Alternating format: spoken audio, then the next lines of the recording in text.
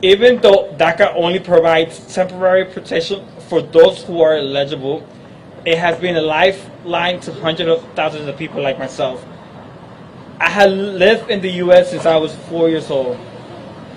DACA has allowed me to return to college and pursue my dreams both personally and professionally. It has also allowed me to come out the shadows. I'm also part of the LGBT community, and I feel like without DACA, it would not be possible. Let's not forget that hearing today is a result of a cruel and deliberate attack on DACA recipients and our immigration communities. While we've been fighting to keep the program alive, we also have been fighting for a pathway to citizenship, not only for DACA holders like myself, but our parents, which from the beginning, I'm always saying that our parents are the original dreamers. Because they had a dream, that's what we hear. So ellos son los soñadores, los verdaderos soñadores. We know that DACA is not permanent. It's not a permanent solution. And while we continue to fight for Congress to deliver a path to citizenship, we are here to tell Judge Hannon to do the right thing. DACA is legal and it should continue.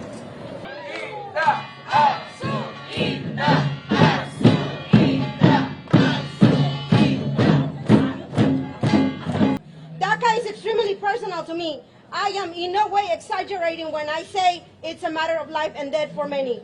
The program has provided me with a layer of stability, and as I support my family and continue to organize in my city to protect my family and my community from deportations.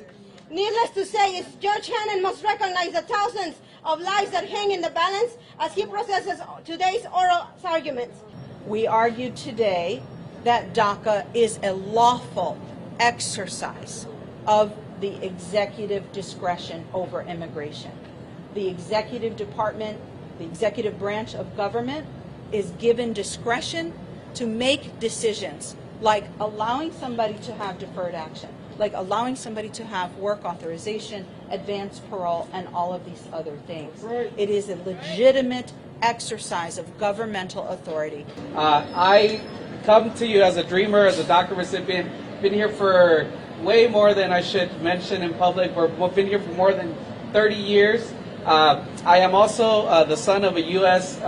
Citizen's son, and I don't want my son to grow with the same fear that I grew up, which is not knowing if dad is going to come home at night.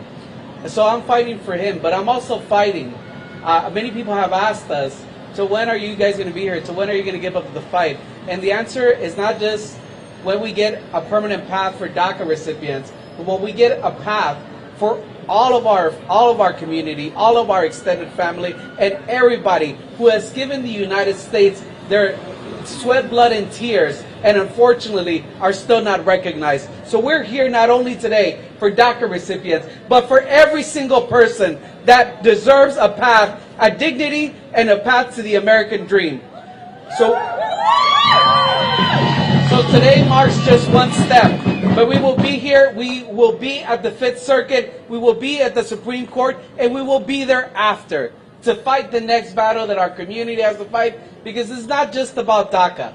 It's about healthcare and about what every single person needs in order to fulfill the American promise of a life with liberty and the pursuit of happiness. I am now 38 years old and I am a homeowner, and I've been able to put some deep roots in this country, supported 4 of my U.S. citizen family members, and have been able to call this country another part of my home.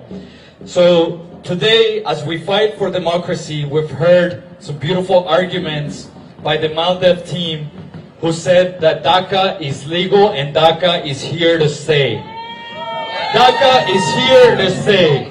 And we will continue fighting not only for DACA to stay, but for the 11 million people like my father who's undocumented, who hasn't been able to go back to his home, to bury his loved ones, to bury his brother and sister, and who needs the right to go back to his country, to have a work permit, and not have the fear of being deported.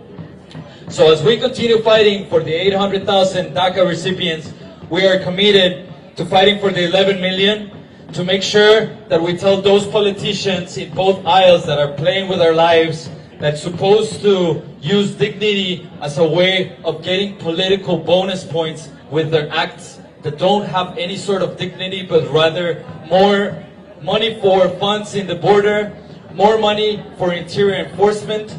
We tell those politicians that they do not represent democracy, that they need to listen to our communities who are saying registry right now and citizenship for the 11 million now. So that's what I'm here to say. That's what we are here as a community.